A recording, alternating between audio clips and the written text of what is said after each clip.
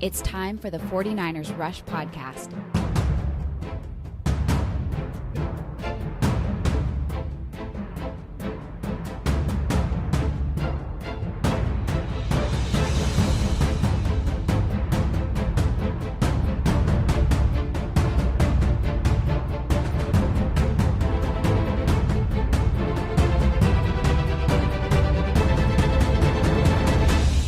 And here's your host, John Chapman.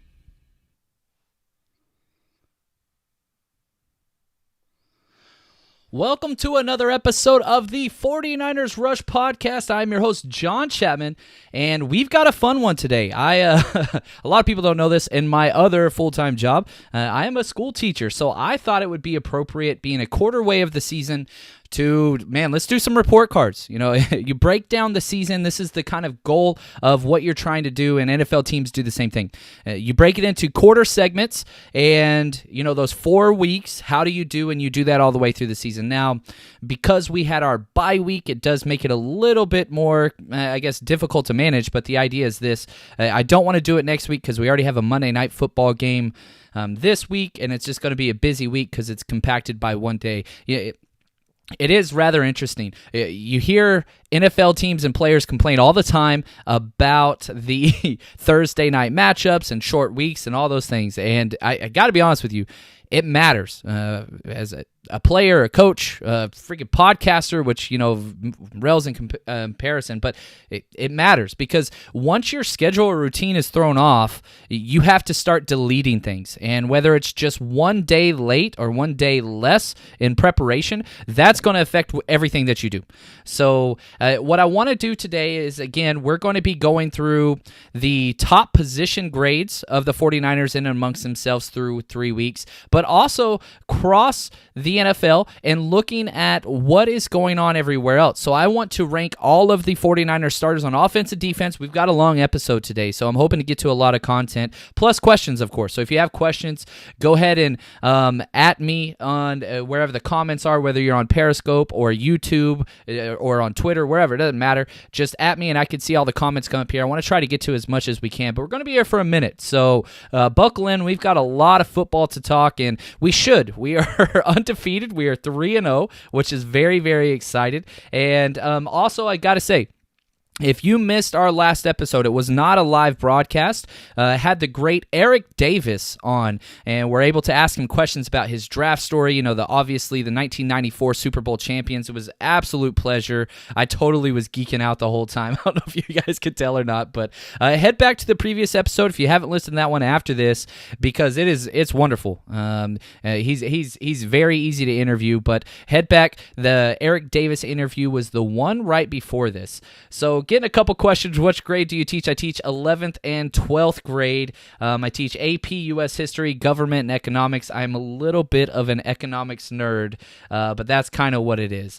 Now, I do want to let you guys know that I will be doing a full-on breakdown and prep show for the Browns coming up. I have not got into their film. I watched their game live, but watching the game live and the feed on the national broadcast and then watching the All-22, being able to figure out what they're doing schematically on the back end or with the receivers that are outside of the screen, it's a totally different thing. It really opens up everything. You can kind of see what they're trying to do schematically. So I will be getting into Brown stuff, but if you have those questions, you can put them in here, but I'm going to devote an entire episode to just Browns and what they do on the offense and defensive side. So I don't want to address too many of those right now, but if you've got them and you want to know, go ahead and throw them in there. Real quick, what's the maximum turnovers we can give to the Browns and still win? This is a 49ers specific question if there ever was one, because damn, we turn the ball over a lot, but we cause a lot of turnovers. So that is exciting. Now, I will say this. Baker Mayfield last year and this year has been the league leader, whether he was the number one most turnover cornerback, he throws interceptions like crazy. He was just right behind Ben Roethlisberger for the lead last year. He is currently tied for the most interceptions. Last time I checked, he is way up there. So very turnover prone whenever it comes to throwing interceptions. However, going through some stats and preparing for my next episode, they haven't lost any fumbles. So they lead the NFL in the amount of, they don't fumble the ball, but they throw a lot of interceptions. So a long answer for you there, Cole, is I think that this could be one of those crazy turnover games because you're going to have to score a lot of points to win. Both high-powered offenses going against very strong defenses. The Browns defense is legit, but the 49ers defense is more legit, I believe is the way to phrase that. So both teams are going to have to put up some points. I really do think that's going to be the key to victory. So early indication is this is going to be a turnover game. I think we could give 3 turnovers and still come out victorious if we force at least 2. The age-old adage was always, look, you have to win the turnover battle. But the 49ers are continuing to say, look, if we could just limit our turnovers to only losing by 1 or 2, we can still eke out a victory. So if the turnover margin is even, or if we lose by 1 on the turnover margin, I still think that we're going to get a victory. And Vegas has us as a favorite slightly. If you look at it, we are 3.5-point favorites, which, again, I don't want to get into the betting segment right now, but we're going to talk a lot more about that later. 3 points is always attributed to the home team, so we are just slightly favored according to Vegas, but the money is disagreeing with that completely. The last time I looked at the money line, 82% of dollars going into Vegas is on the Brown side. So not only are we not getting the respect from the pundits all across, the media and whatever else, but the casual NFL fan and or bettor is saying, hell no, the Browns are going to go into Santa Clara and get that victory. So it's all over the place, with what we got going on. So very interesting. Next question. How do you think Shanahan will respond with so much extra time to prepare for the Browns? You give this guy that much time. The offensive geniuses of the NFL, guys like Andy Reid. I remember there was a stat back whenever he was with the Eagles that he was like 13-1 off of a bye week. Guys like Belichick, these coaches that are going to give their players an additional advantage schematically because they are giving them the advantage. That's what we have. So you look at the game plan that Kyle Shanahan puts out, it's always very, very good. And again, the first 10 to 15 to 20 plays are usually scripted. Those are a lot of times our best plays outside of turnovers, but we can come out and move the ball relatively well. So very, very excited to see what we're going to be able to come out to and do. But it is what it is. Their coach is an offensive coach as well, Freddie Kitchens, but I'm not a big fan of what he has done. Even if you look at their GM, who gets a whole bunch of credit for bringing in all these big names and all the whatever, he believes in defense. He doesn't care about offensive line. The Cleveland Browns have one of the worst offensive lines in football, and they have a lot of injuries. I'm curious to see who practices the next 2 days. You get all these reports out on who's practicing, limited participate, and all that stuff. Here's what you have to understand. Thursdays and Fridays determine who plays. That's it. Thursdays and Fridays determine who plays. Wednesdays, a lot of times, is almost like a walkthrough. Look, this is what we're going to install. So even if they're a quote-unquote limited participant, they're just standing on the side doing the exact same thing that the rest of the players are. They don't hit during the week. They don't do a lot of those things. It's very soft practice. So just pay attention to those Thursday, Fridays, which I'll update you those as they come through. And additionally, you got to understand we're playing on Monday now. So traditional week is Wednesday. It doesn't matter. Thursday, Friday are important. Well, now we're bumping that back. So the Thursday practice report that we're going to get tomorrow, I guarantee you there's going to be a lot of people out. So don't stress out about that. Pay attention to what happens Friday, Saturday. Saturday is going to be the key day. If people are out Saturday's practice, they're not playing on Monday. That's just what it's going to be. So for guys like Jalen Hurd, D. Ford, playing through these types of injuries, those are the days that we got to pay attention to. All right, let's see here. A couple other questions I want to get to. How much do you trust, respect, fear Kitchens' play calling?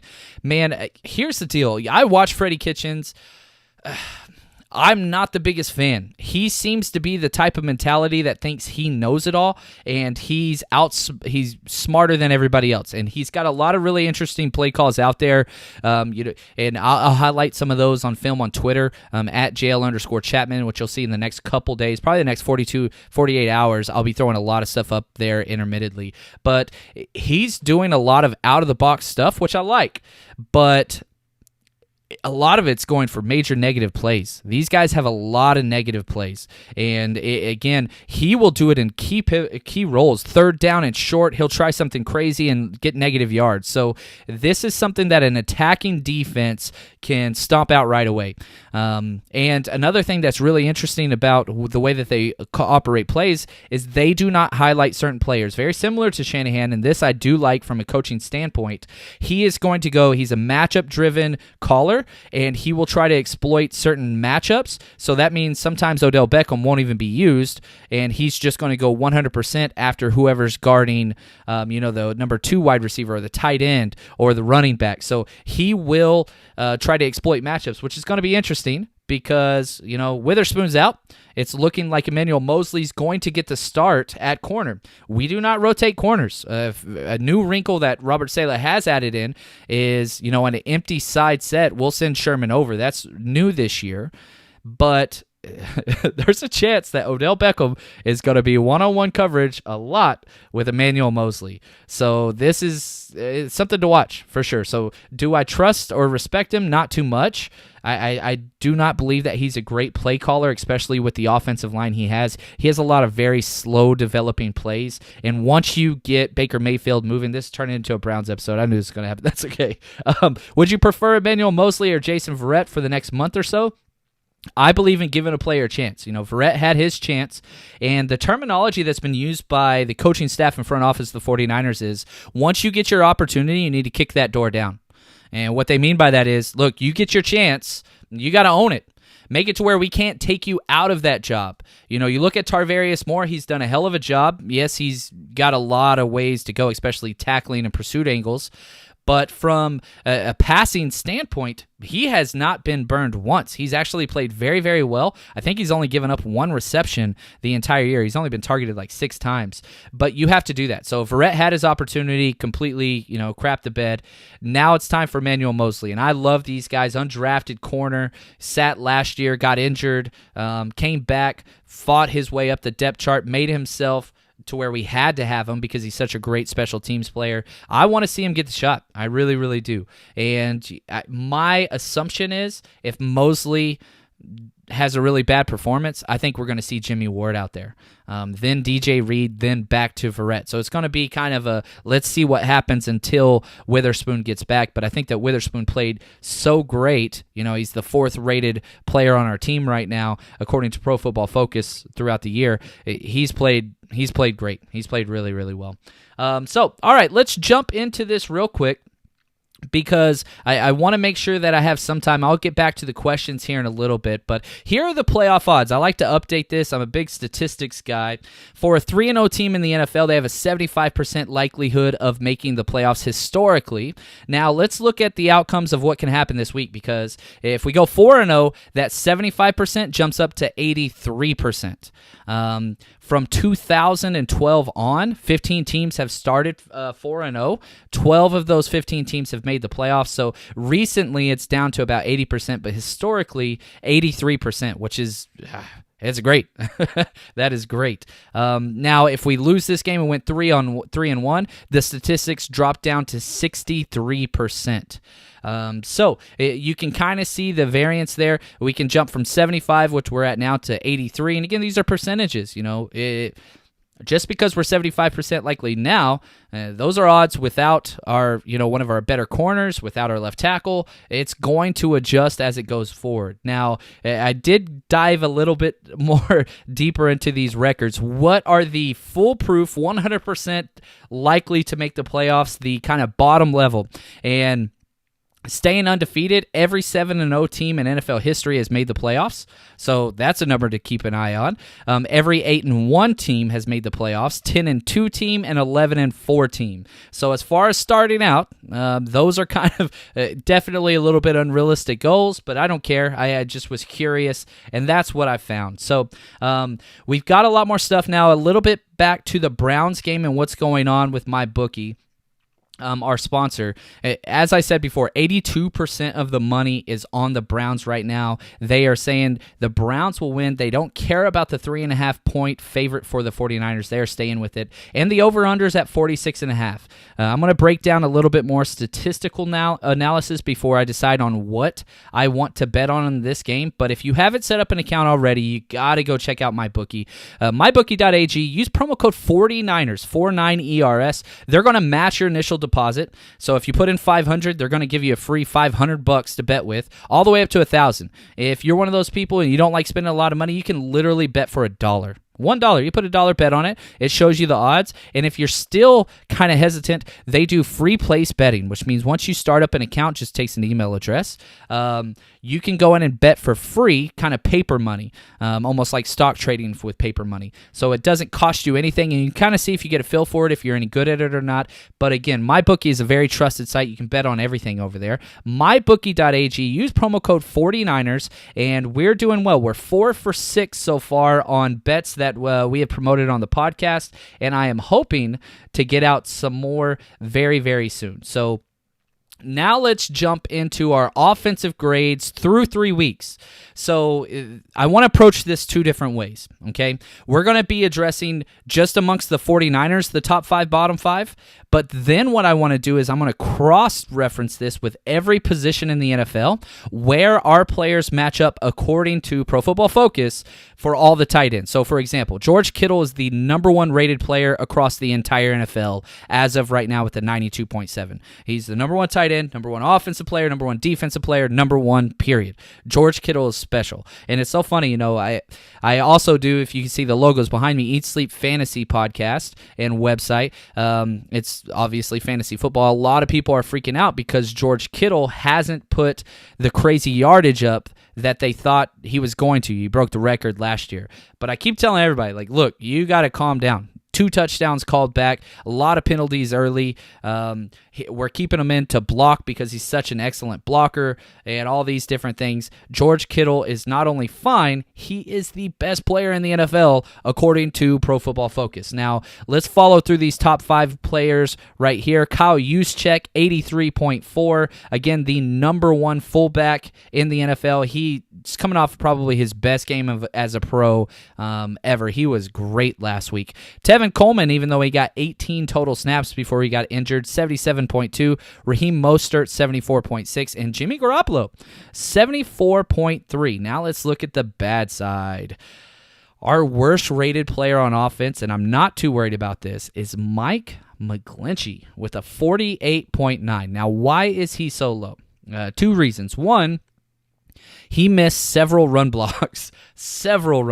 Also, he has 3 penalties so far, which is very, very high as well. His pass block grade is exceptional. It's great. It's just the run blocking was really, really rough, plus the penalties. He is rated as a worst player. Ross Dwelly, who he only has 28 snaps. We really thought he was going to be our tight end too. The coaching staff was kind of pumping him up for that. It just hasn't been the case. Levine Toilolo has twice as many snaps as he does and has rated much better. Hopefully, Ross becomes a bigger factor down the stretch. I think he has a lot of talent. Kendrick Bourne, 3rd worst rated offensive player, 54.6. Richie James, 56.2. And Western Richburg, who's kind of been a tale of different games, because he's either been one of the lowest rated or one of the highest rated. If we can get some consistency out of that center position, which he showed us he can do, I think that this offense is going to take a huge step forward. So really excited about that. Now, before I compare everybody across positions, I want to get to a couple questions because, I'm loving the interaction on here. So please do not hesitate. I'm going to try to get to as many as I can. John, did that Browns game show us how good they are or how bad the Ravens are? I think it did both. The Browns are a matchup team, which means The Ravens defense is not anything like what we are used to the Ravens defense. It's not a good defense. They lost 7 out of 11 starters from last year to this year. So you've got to throw the myth of the Ravens defense being special out. And they just exploited them through the run. And they could not stop the run. Luckily for us, we have not allowed a rushing touchdown yet this season, the only team in the NFL to do so. So the Browns are a good team. They are very, very talented. But their talent covers up. Their talent at the skill positions on the offense covers up the huge disadvantage of the offensive line. Luckily for us, we have one of the better defensive lines in the NFL. John Chapman, do you think the Browns have a wide receiver advantage? Hell yes, they do. I would say their wide receiver core it's got to be top 3, perhaps number 1. I am an Odell Beckham Jr. believer in his talent. He does disappear sometimes in games, which I think is problematic. Hopefully that happens again this Monday. But yeah, you have to, 2 of the best wide receivers you could put together. I mean, you look at what Jarvis Landry had, 160-plus yards in one game. Yeah, they're special. Do our defense have more success Monday night, or our offense struggle against the Browns front 7? Yes, our defense is going to be just fine if we can get pressure, which I think we will. The problem is going to be our offensive side against their defensive line. Both teams are going to struggle in the exact same areas. The defensive line's front 7s are going to dominate this game. So whichever offense can sustain drives and limit mistakes, that's going to be key there. Because, again, you're going to get up against Garrett, one of the better players in the entire NFL. But it's what it is. Is Verrett done? No, Verrett is not done. He's missed 2 years, and he had a rough start. But no, the ceiling on that guy's talent is huge. So, he will get another shot, but you've got to build up his confidence. Now you have to start over. So you almost treat it like he's coming back for the first time. Build the confidence up through practice. Once you see that repeated, consistent behavior, which we saw how great he was, during training camp. He was getting snaps as the number 1 team. A couple different days, and he performed very, very well. So you want to build that confidence up, because the corner in the secondary position, it's much more mental than it is physical. And we've seen this here in 49ers recently. When I was coaching, I hated saying this, but I would tell my corners, look, you've got to have amnesia. You've got to delete that the hell out of your head. Once you get beat, every corner gets beat. Every corner gets beat. But you've got to be able to respond next to it. The ones with the long memories and kind of I hated saying this, but whenever I had a corner that could tell me what happened on every play, it wasn't a good thing. When I had a linebacker or a quarterback or something like that, it was a great thing. But you want the corners, just that kind of dog mentality that I don't care if you've beat me 10 times in a row, I'm going to win this time. They almost have to have that kind of insanity mindset to them. So you got to build the confidence back up. And once the body language and that takes place, I think Verrett will get another shot. We just got to wait and see. I heard Jimmy G was smashing, dating an adult film star. I've heard that as well. Jimmy G crushing it on and off the field. Way to go, 49ers. I ain't mad. It's what it is. John, you're looking drippy today. Yes, I am. I just got back from the gym, and I wanted to get an episode done, so I appreciate that. Thanks, Darian. Do you think Baker will have a good day, 200-plus yards? I think Baker will throw for 200-plus yards. I don't think that's a good day in today's NFL. I want sacks and interceptions. That's really what's going to determine this game. Baker throws a lot of interceptions. I think he has 6 interceptions in 4 games, so hopefully we can help those numbers out. I heard McKinnon had the runs last night, Pat Chicken. Good Lord. Yeah, he did put that out there on Twitter. It was rather comical for sure. I've got to start reading these comments before I just read them. Anything that stood out to you when you interviewed Eric Davis? Yeah, man, he is very bullish on the 49ers defense. One of the things I took away was he sees this as a complete D, and it's hard to argue, right now with the way that they're playing all the way across all phases. Now, again, we have not seen a corner outside of Witherspoon jump in and be able to continue that over. So the big question mark, and this is the ultimate test for it, going against Odell Beckham and Jarvis Landry on the outside, can our cornerbacks shut down or at least not cost us the game. That is going to be key. But that was just a fun interview. I'm a huge draft guy, so whenever he went into the whole thing about sleeping in his dorm room on draft day, that's crazy. Whenever you look at what the draft has become, where each day has its own day dedicated to it, and it's on 5 different channels and all that stuff, and how he talked how he worked 38 days straight, worked out for different teams. That's unheard of. Would never happen in today's NFL climate. But so please go back and listen to it. That was a lot of fun. Now, let's jump into this. Let's do our cross rating, how each one of these players measures against their peers in their position groups. Starting off the bat, George Kittle, number 1 tight end, number 1 overall player. We talked about that. Kyle Juszczyk, number 1 fullback. Joe Staley, number 11 tackle. And that's not just left tackles. The way that they do their rankings is all tackles. So he was number 11. Raheem Mostert, the number 12 most efficient running back. Jimmy G, number 14 quarterback. Breida, 18 on the running back chart. Mike Person, what's up, Mike? Probably our biggest question mark heading into personnel and offseason and draft and all those things. The fact that he is the number 19 guy, he's rated higher than all the other interior guys is great. And I said several times, if Person can have a great game, then a great season, then watch out, because that means we don't have a weakness. Laken Tomlinson, number 25 guard. Weston Richburg, the number 20 center. I've talked about him. And again, we still haven't got to any wide receivers. Debo and Goodwin are tied as the number 53 rated wide receivers. Justin Schools, the number 44 tackle, and Mike McGlinchey, number 65. As I said, he is the worst rated offensive player according to Pro Football Focus. Not concerned one bit about him. He is going to get better. But wide receiver is definitely an issue. We've had a lot of drops. We've had a lot of interceptions, which are going to contribute to that. So something that, if we need to improve at a given spot, that's going to be it. And the wide receiver position, and there's lots of rumors out there about, Emmanuel Sanders with Denver. Would he be worth getting? I think he would be. I really, really do. He's not super cheap right now, but because we're getting him after June 1st, the team that we trade for would keep a lot of the salary cap designation. And if you traded a 6th-round pick for him, I think you could get him. Or if you traded somebody like Solomon Thomas in a 7th, I think you could get him, which I would be fine for. I would love to have. I think he's one of the best route runners, even though he's just coming off an Achilles. Man, he's special. He really is special. So.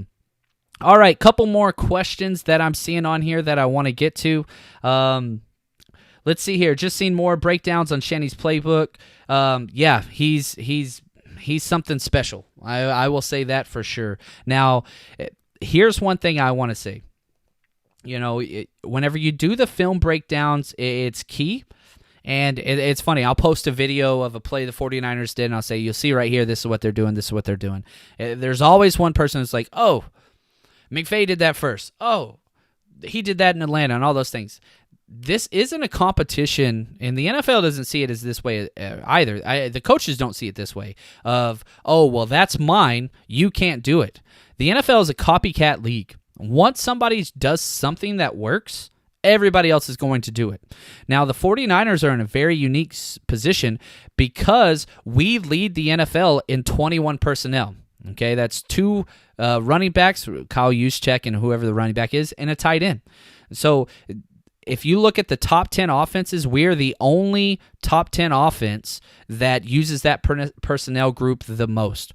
So that's our primary offensive personnel group. And so once you do this stuff and you do all these unique things, people are going to start copying. It's just what it is. Now, there's not that many fullbacks out there, but just trust me.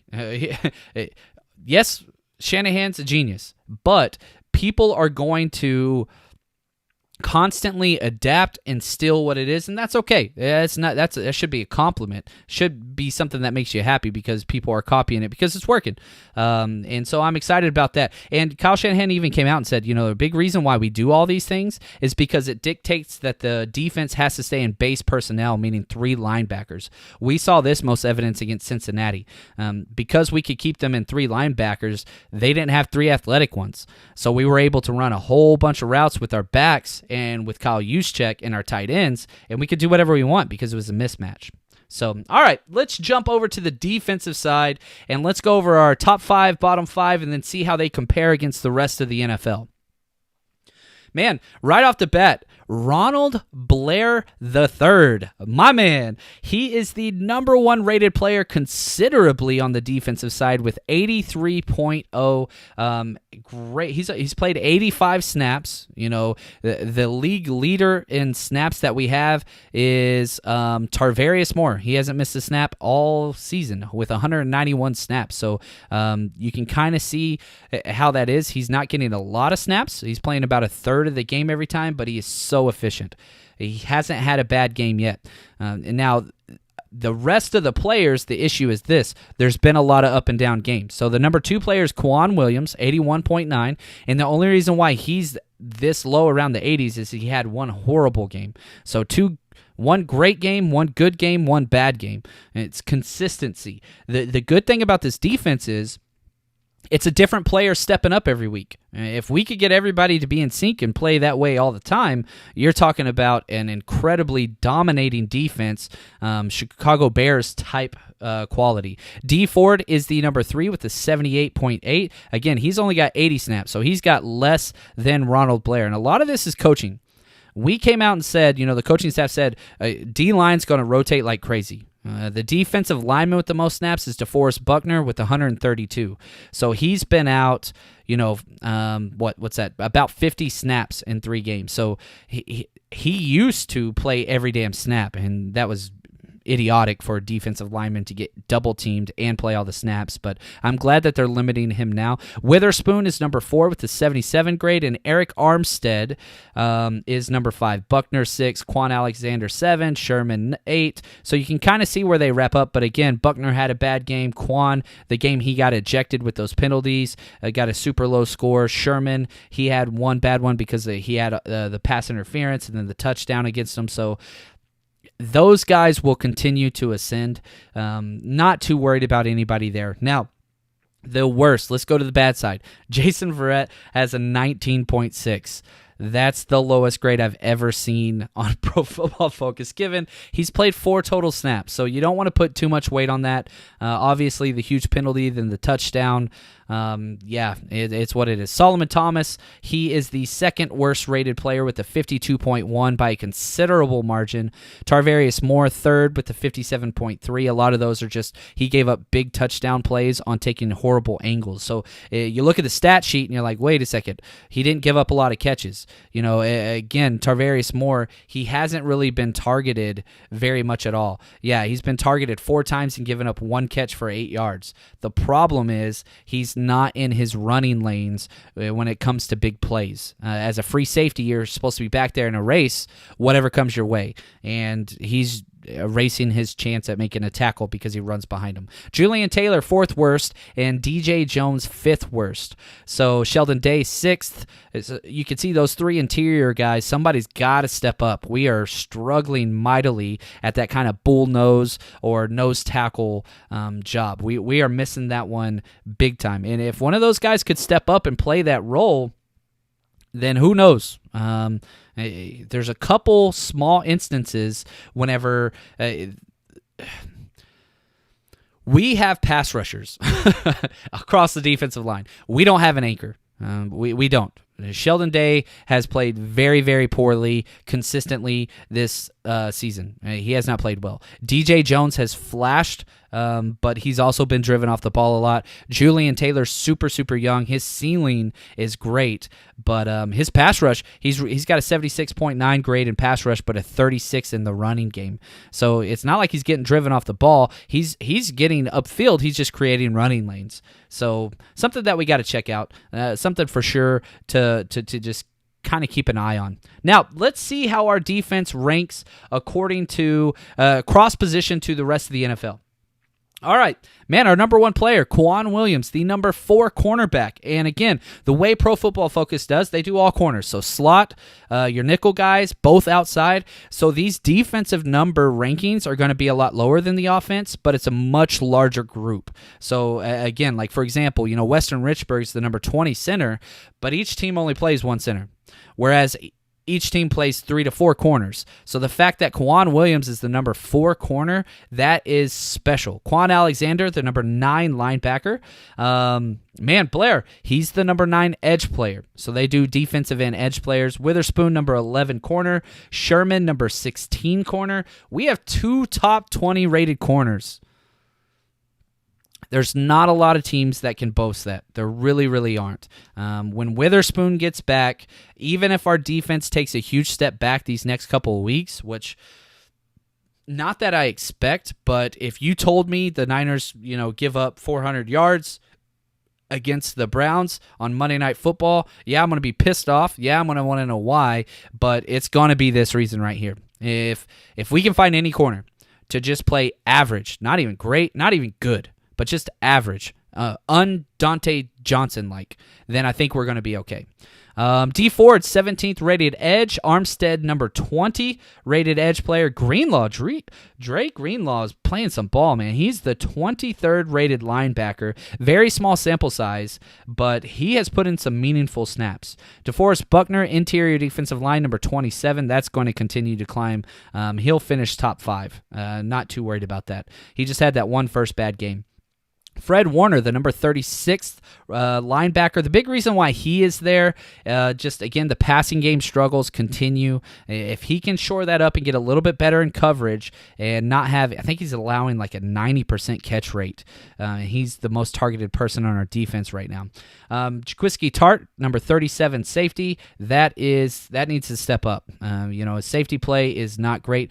Bosa, rated as the number 48th edge, and a lot of that is just the missed tackles. His pressures are great. He's getting there, but he's got a lot of missed tackles where he tries to wrap up on the quarterback around the legs and the quarterback gets out. Those will turn into sacks. Just be patient. Tarvarius Moore, number 56 safety. DJ Jones, number 85 interior D lineman. Solomon Thomas, he doesn't have enough snaps to qualify, but he would be the number 94th defensive lineman. So, that's Solomon Thomas. And then Mike Wisnowski, he is the 12th punter, tied with, get it, Bradley Pinion, our old punter. So Robbie Gold's the 22nd rated field goal kicker. A lot of that's because he missed that one extra point. So that's what we got. We look at this and we try to see what's going on. It's kind of where it is. What do you think about Dante Pettis?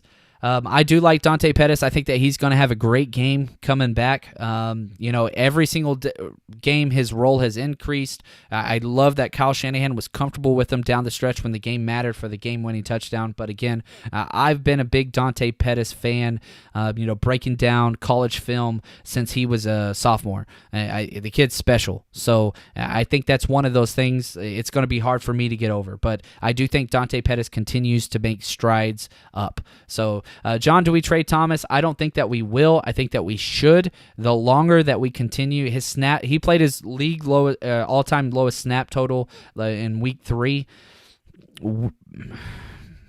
I don't know. I'm ready for him to go. I think that you could still net something for a team like Miami or Cincinnati or these teams that are already basically out of it, are 0-4. I think that you could get something back for them. A player perhaps that's a little bit older that could help us in the short term, whereas Thomas is a long-term project that they think could get something out of it. So something to look forward to. Now, do want to say, more great things are coming your way with the NinersRush.com, our website. We've added 5 writers in such a short time. Really, really excited. We've got some great projects coming your way. There's going to be a lot more stuff over there, even designing a bunch of T-shirts. So if you want some Niners Rush T-shirts, head over to NinersRush.com, and there's a little spot where you can click gear, and you can buy some different T-shirts. I've thrown a bunch of different logos that we've had on some shirts. I'm buying all of them just because, I don't know, I'm giving them to my kids. They're wearing them around.